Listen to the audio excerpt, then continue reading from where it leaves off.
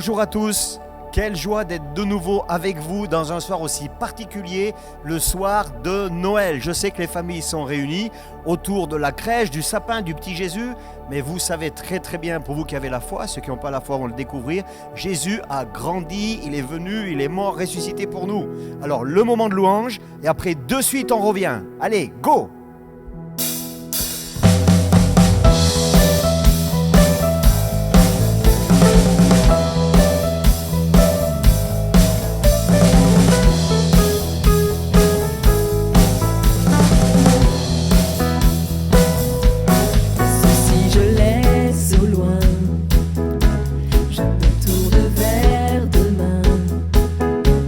À toi je remets mon être entier.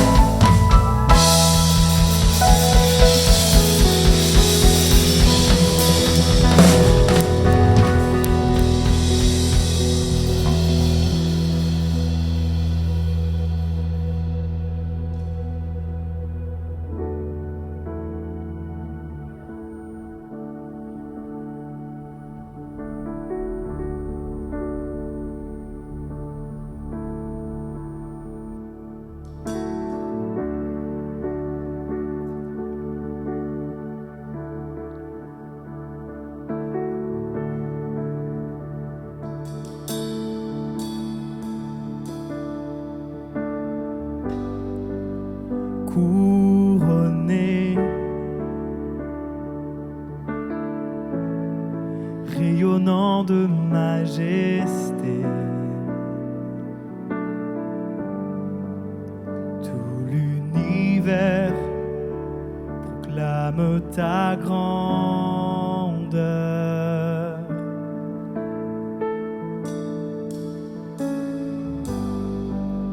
Glorifié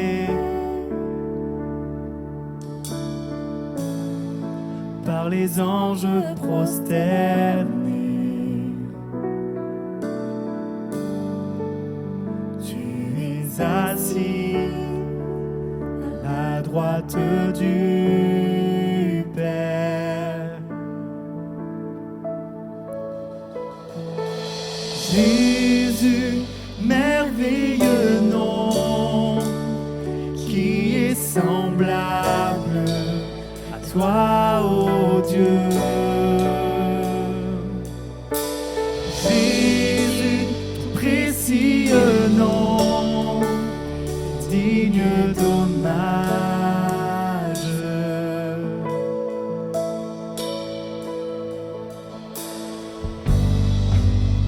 Captivé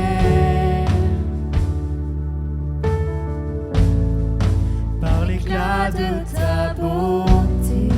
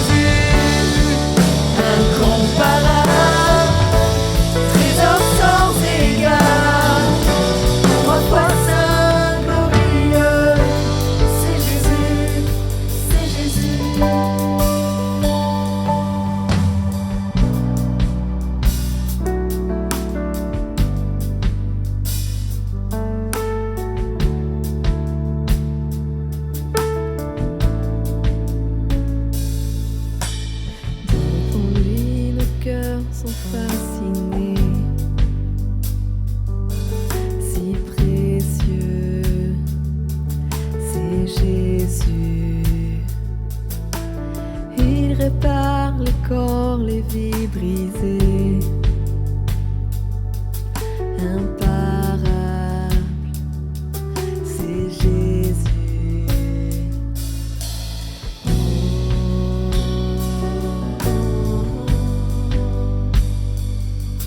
C'est Jésus, c'est Jésus, chantons-le.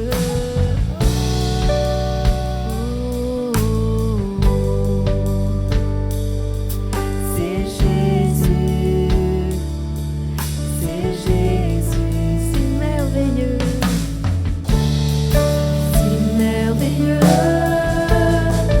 majestueux.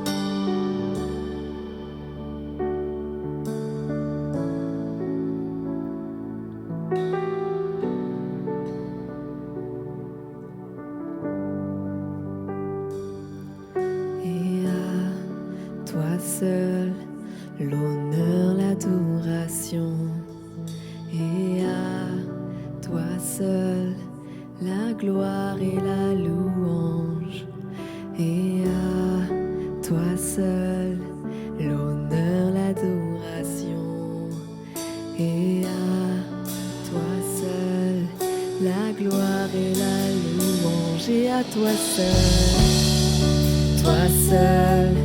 l'honneur, l'adoration, et à toi seul, la gloire et la louange, et à toi seul, l'honneur, l'adoration, et à toi seul, la gloire et la louange sont vraies. Jésus, ton règne ne cessera jamais.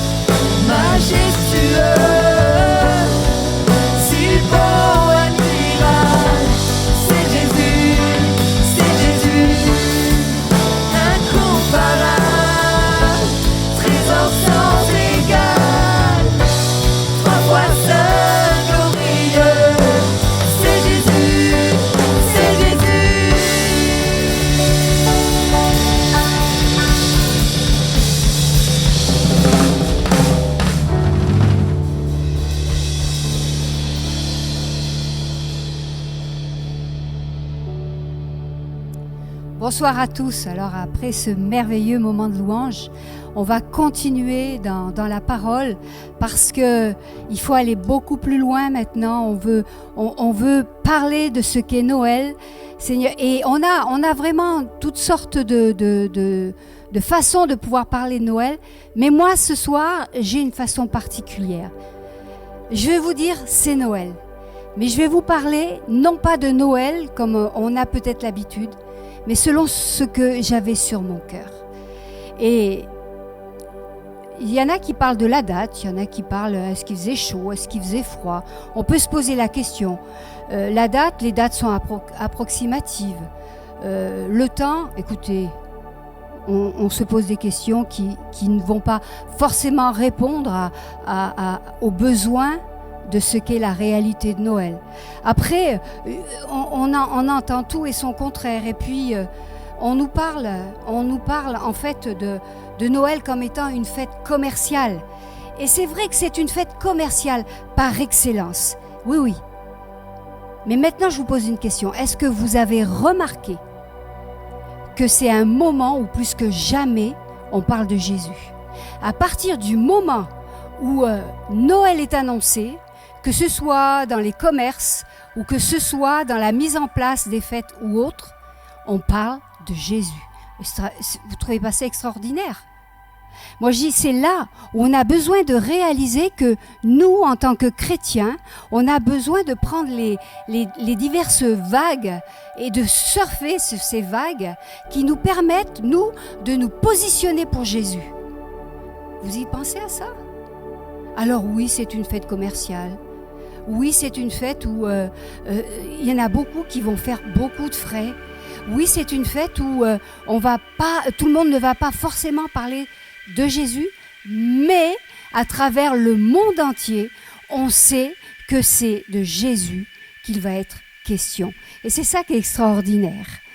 En fait, nous, on doit, comme je l'ai dit, en profiter pour se positionner pour Jésus, pour se positionner pour celui qui a bouleversé la vie de tellement de personnes, de millions, de milliers, de milliards de personnes, de génération en génération. C'est ça, hein? C'est ça. Ça, c'est Noël. Ça, c'est Noël. Et moi, ce soir, je vais particulièrement vous parler de celui qu'on appelle le soleil de justice. Et ma méditation, en fait, elle est partie à partir de Malachie. Oui, de Malachie. Dans Malachie 3, 19 et 20, ou alors, dans certaines versions, c'est Malachie 4, versets 1 et 2. Et donc, je vais vous lire ce texte et on va un petit peu le commenter ensemble. Malachie, donc 3. En effet, voici venir ce jour brûlant comme un four. Tous les hommes arrogants et tous ceux qui font le mal seront comme la paille. Le jour qui vient les embrasera, dit l'Éternel, le Maître de l'univers. Il ne leur laissera ni racines ni rameaux.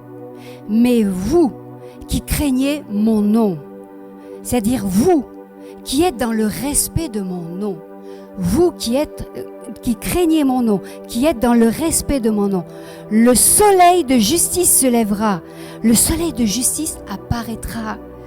Et la guérison, écoutez bien ça, et la guérison sera dans ses rayons. Et lorsqu'il est question de guérison, là il est question de santé, de guérison de la totalité de notre personne. Il est question de remède, le remède que seul Jésus pourra amener. Il est question de salut, il est question de délivrance, il est question de solidité de l'esprit. Et ça, c'est la réalité de la guérison que ce soleil de justice nous a amené. Voilà. Alors regardez, simplement, on va rapidement commenter parce qu'il y a tellement de choses à dire. Moi, je trouve ce texte extraordinaire. Alors, dans la première partie de ce texte, en fait, le prophète Malachie, là, il termine d'interpeller le peuple juif, de façon très incisive, dans le but de le convaincre de péché. Et c'est ce qu'il fait. Et là, n'oublions pas que nous sommes encore sous la loi, cette loi qui accusait, cette loi qui ne laissait pas une trop grande perspective de salut. Mais de suite après, le verset d'après, Hein? Qu'est-ce qui se passe? Mais pour vous qui craignez mon nom. Là, on voit qu'il bascule dans ce verset avec cette parole qui annonce la venue de celui qui rétablira la grâce. Pas rétablir, mais qui va établir la grâce, qui va établir la puissance de pardon, qui va établir la puissance de salut. Et pour le ici maintenant, mais aussi pour l'éternité. Extraordinaire, extraordinaire. En fait, il est en train de parler de celui qui deviendra notre soleil de justice, celui qui est notre lumière, notre libérateur, notre guérison, notre sauveur. Extraordinaire, extraordinaire. Là, vous m'entendez dire parce que quand je lis ces textes-là, je me dis mais combien Dieu a tout prévu. Il n'a rien laissé au hasard. Regardez, juste j'aimerais que vous précisez, et c'est là où je vais en venir, que ce texte de Malachie se trouve à la fin de l'Ancien Testament. Et ce verset, voilà, je vais vous dire, vraiment, ce texte-là n'est pas innocent. Il est tout simplement prophétique. Et juste, je vous rappelle que rien n'est écrit par hasard. Rien n'est écrit par hasard dans la parole, et même la position des différents livres n'est pas faite par hasard non plus. Elle a un but. Regardez, de suite après le livre de Malachie, là, on entre dans l'ère du Nouveau Testament avec ce livre de Matthieu. Mais c'est de suite, hein, ça pivote. Et là, dans ce livre de Matthieu, il est question des circonstances, directement, des circonstances de la naissance de Jésus. En fait, il nous introduit dans le vif du sujet. Et dans ce premier chapitre de Matthieu, quand je parle du vif du sujet, c'est tout simplement Jésus. C'est tout simplement Jésus. Et c'est de lui dont il est question. C'est de lui dont il est question. Matthieu 4, versets 12 à 17, là, on est dans ce moment justement où Jésus a appris que son cousin Jean-Baptiste a été arrêté. Jean-Baptiste, celui qui a aplani le chemin pour que Jésus entre dans son ministère. Et là, ce texte nous dit, lorsqu'il apprit que Jean avait été arrêté, Jésus se retira en Galilée. Il quitta Nazareth et vint habiter à Capernaum, ville située près du lac, dans le territoire de Zabulon et de Nephtali, afin que s'accomplisse ce qu'avait annoncé le prophète Ésaïe, territoire de Zabulon et de Nephtali, route de la mer, région située de l'autre côté du Jourdain, Galilée à la population étrangère. Je vous interpelle sur le fait que c'est une parole dans laquelle Jésus décide de rentrer. Pourquoi? Parce qu'il connaissait les Écritures, il connaissait les prophéties le concernant, il connaissait aussi les temps qui avaient été établis par son Père, par Dieu le Père. Il connaissait, et Jésus savait que c'était son temps. Il savait que c'était son temps. On continue dans ce texte de Matthieu avec le verset 16, où il est question de ce peuple assis dans les ténèbres qui a vu une grande lumière, et sur ceux qui se trouvaient dans le pays de l'ombre de la mort, une lumière s'est levée. Et, écoutez, tout de suite après il est dit, et dès ce moment-là, Jésus commença à prêcher et à dire « Changez d'attitude, car le royaume des cieux est proche ». De là, Jésus commence son œuvre en Galilée. Waouh! C'est de ce Jésus-là dont je veux vous parler. Parce que pour moi, Noël, c'est ce Jésus-là. Pourquoi? J'ai pas envie de parler de Jésus dans la crèche, mais j'ai envie de parler de Jésus, celui qui est venu sur cette terre. Le Père l'a envoyé, il a incarné le Père, il est venu incarner le royaume de Dieu sur cette terre. Et c'est lui qui a marché sur cette terre, et c'est lui qui a fait l'œuvre que le Père avait prévue d'avance. Extraordinaire, extraordinaire. C'est ce Jésus-là que je veux vous parler. Jésus est cette lumière, ce soleil de justice dont il est question dans Malachie. Et vous avez remarqué, lorsqu'on regarde le livre de Matthieu, il y a 2 chapitres et demi où on va parler de Jésus bébé. Mais de suite après, on voit que Jésus lui, il se met en place, il se positionne pour petit à petit rentrer dans son ministère. Oui, la différence entre le nombre de chapitres qu'il y a dans Matthieu et puis le nombre de chapitres utilisés là où il est bébé et ensuite là où il est venu pour faire l'œuvre. C'est ça Noël. Jésus a été envoyé pour faire l'œuvre. Amen. Mais ensuite, ce qu'on peut dire, qu'ensuite, Jésus, le soleil de justice, se met en route. C'est ça en fait là où je veux vous interpeller. Plus rien ne peut échapper à la chaleur de ses rayons. Waouh! Il n'a de cesse à partir de ce moment-là que d'établir la justice de Dieu, d'attirer la lumière de Dieu. Et tout au long de son cheminement sur terre, il a été lumière de Dieu, puissance de Dieu, sagesse de Dieu, amour de Dieu. Et depuis sa résurrection, son élévation auprès de Dieu le Père, il est le Christ glorifié, assis à la droite du Père. Et il reste pour l'éternité lumière de Dieu, puissance de Dieu, sagesse de Dieu, amour de Dieu. Ça vous plaît pas ça? Mais moi, je trépigne quand je lis ça, quand je réalise à quel point il est cette puissance, il est cette autorité qui a été envoyée par le Père. Et c'est cette puissance-là, c'est cet amour-là, c'est cette dimension d'amour dans lequel il nous entraîne. C'est Noël, c'est Noël. Et je veux terminer avec ce texte d'Ésaïe 9, verset 5. En effet, un enfant nous est né, un fils nous a été donné, et la souveraineté reposera sur son épaule. On l'appellera merveilleux, conseiller, Dieu puissant, Père éternel, Prince de paix. Mes amis, Jésus n'est pas une doctrine. Jésus n'est pas resté bébé.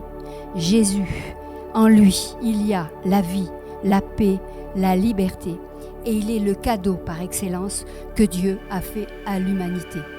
Est-ce que tu as reçu ce cadeau? C'est le temps plus que jamais de recevoir ce cadeau qui est extraordinaire, qui s'appelle Jésus. Et c'est le plus beau des Noëls lorsque tu reçois ce cadeau qui s'appelle Jésus. Il a révolutionné l'amour. Amen. Waouh, je ne sais pas comment vous réagissez. On peut être chrétien depuis 10 ans, 15 ans, 20 ans, 3 semaines, 1 semaine, ou alors entendre pour la première fois l'évangile. Et moi, quand j'entends que Jésus est le cadeau, c'est un cadeau d'amour. Dans la Bible, il dit que Dieu nous a tellement aimés qu'il a donné son fils unique. Je ne sais pas si vous donneriez votre fils unique, vous. À quel point tu aimes quelqu'un, tu donnes ton fils unique. Moi, j'ai un fils, j'ai des filles, mais je n'ai pas envie de donner mon fils. Pourtant, j'aime les gens. Mais lui, il est venu, quand il dit qu'il a donné son fils, il est venu en tant que fils, il est venu en tant qu'homme sur la croix. Il a pris tous tes péchés. Et quand je dis tu es chrétien depuis 20 ans, peut-être il y a des choses qui te séparent de Dieu à cause d'actions que tu as faites, où tu sais que Christ n'est pas d'accord dans ces choses-là. Écoute, j'aimerais vraiment réenchérir un peu, s'il le fallait, sur ce que mon épouse a dit. Oui, Noël, c'est un cadeau. C'est le cadeau. Et le nom de ce cadeau, c'est Jésus-Christ de Nazareth. Écoute, là, j'ai relevé un verset, là. C'est le Romains 10 au verset 9, dans la Bible.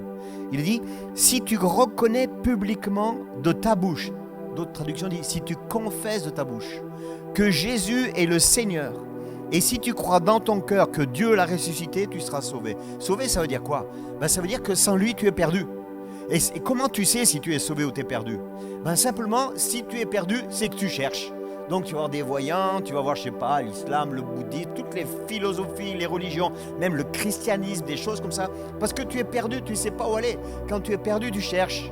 Et la Bible dit que si tu confesses de ta bouche, si tu crois dans ton cœur, mon ami, tu cherches plus. Ça veut dire que tu feras un peu des bêtises, mais tu en feras de moins en moins, parce que de plus en plus, tu auras trouvé et tu auras accès à ce livre merveilleux qu'est la Bible. Alors moi, ce que j'aimerais faire, que j'aimerais te proposer, parce que ma vie est celle de mon épouse, mais la mienne de vie, elle a changé en février 1980. Parce qu'en février 1980, c'est dans le siècle passé, j'ai accepté qu'on prie pour moi. J'ai accepté que Jésus-Christ vienne dans mon cœur, et parce qu'il est venu dans mon cœur, j'ai confessé de ma bouche que je reconnaissais qu'il était mort pour moi, qu'il est ressuscité pour moi, et la Bible dit, alors je suis sauvé. Je suis sauvé. Je ne suis plus perdu. Je sais où je vais. Je sais d'où je viens. Enfin, je sais d'où je viens. Je viens ici, sur cette terre un jour. Je sais qu'un jour je partirai, mais je sais que j'irai dans sa présence. Est-ce que mon ami, est-ce que tu sais où tu vas aller le jour où tu quittes cette terre? Alors, j'aimerais, juste comme un cadeau de Noël, que tu puisses découvrir. On prie pour qu'il découvre le Jésus que nous, on connaît. C'est le Jésus qui pourvoit à tous tes besoins. Quand tu l'acceptes dans ton cœur, tu ne vois plus le monde comme tu le voyais avant. Tout est changé. C'est-à-dire que là où tu maudissais des gens, écoute, sois prêt, hein, tu vas être appelé à les bénir. Là où tu avais peur de l'avenir, maintenant, écoute, ça augmente, ça diminue. Tu ne dépends plus des informations, tu dépends de la parole de Dieu. La Bible dit que la foi vient de ce qu'on entend. Et oui, ta foi à toi, elle vient de tout ce que tu entends. Mais ma Bible, elle dit la foi vient de ce qu'on entend. Et ce qu'on entend vient de la parole. Donc c'est une invitation à lire la parole. Ok? Écoute, j'aimerais juste maintenant, chrétien, pas chrétien, peu importe. Moi, j'ai envie de prier. C'est le seul cadeau que je peux faire. Tu sais, Jésus, quand il voit des gens qui ont des besoins, il va dire, moi, je peux rien faire. Enfin, je peux rien faire. Il y en a qui vont dire, des disciples aussi, hein, je peux rien faire, mais au nom de Jésus, lève-toi. Et moi, j'aimerais juste prier que Christ vienne vivre en toi. T'es d'accord? Écoute, mets la main. Je vous invite à mettre la main sur votre cœur. Allez, on met tous la main sur son cœur. Et moi, je vais prier avec vous. Parce que même si je le connais depuis 42 ans, quand même, ça fait un bon moment. 43 au mois de février, dans quelques mois. J'ai tellement envie que... J'avais tellement de mauvaises pensées avant de connaître le Seigneur. Et il est venu dans mon cœur, il a régénéré. Je pense plus de la même façon, je vis plus de la même façon. Je saisis ses valeurs et je vis avec. Seigneur Jésus, tu t'es révélé à nous en 1980 avec Marie-Claire, moi-même, et notre vie a radicalement changé. Quand on a ouvert les yeux après cette prière, je vous invite à fermer les yeux. Hein. Quand on ferme les yeux, c'est pour oublier ce qu'il y a autour. C'est pas religieux. C'est juste que tu es rentré sur toi-même, comme dit la parole de Dieu. Tu rentres sur toi-même. Voilà. Et Seigneur Jésus, je te prie vraiment de te révéler à ceux qui ne te connaissent pas encore et que tu te révèles encore un peu plus à ceux qui te connaissent déjà. Et ceux qui disent te connaître beaucoup, viens les surprendre par ton amour pour les bouleverser par ton amour. Montre-leur combien tu les aimes. Et Seigneur, dans ce moment de Noël où c'est la fête autour de toi, Jésus, comme cette photo de la crèche qui a marqué un temps comme une photo, mais tu as grandi, tu es allé à la croix, tu es mort, tu es ressuscité, et c'est le Jésus ressuscité que nous prions maintenant. Viens vivre dans le cœur de chacun de mes bien-aimés, viens les guérir de tout ce qu'ils ont vécu de mauvais pendant cette année, qu'ils soient ainsi délivrés, guéris et sauvés, qu'ils puissent s'attacher à une église locale, montre-leur là où elle est, qu'ils puissent s'attacher à la lecture de la parole, et toi Dieu, ainsi tu viens transformer leur vie. Que ta grâce coule sur chacun, ceux qui sont ici, ceux qui sont derrière l'écran. Que ton onction vienne bouleverser notre vie. Ça, c'est le meilleur cadeau de Noël. Et toi, Jésus, qui entends cette prière, quand tu étais sur terre, tu as dit, il est avantageux pour vous que je m'en aille. Vous recevrez une puissance du Saint-Esprit. Saint-Esprit, viens sur eux. Parce que tu as dit, le Saint-Esprit viendra sur vous et vous serez mes témoins. Et toi, Saint-Esprit, tu viens attester ce bouleversement parce que tu viens bénir chacune des personnes ici et celles qui regardent. Au nom de Jésus. Amen. Le plus beau des cadeaux, c'est Jésus. Et on vous souhaite un joyeux Noël. Soyez réconciliés avec ceux qui vous aiment, ceux qui ne vous aiment pas. Vous en faites pas, vous allez tellement briller qu'ils viendront vous voir. Ok? À très très très très vite. Et tu as dit un truc, Noël c'est en décembre. On vous invite, abonnez-vous à notre chaîne YouTube et écoutez le dernier culte. Noël, c'est en décembre. C'est pour ça que décembre, c'est une saison favorable pour annoncer Jésus. À très vite, on vous aime. À bientôt.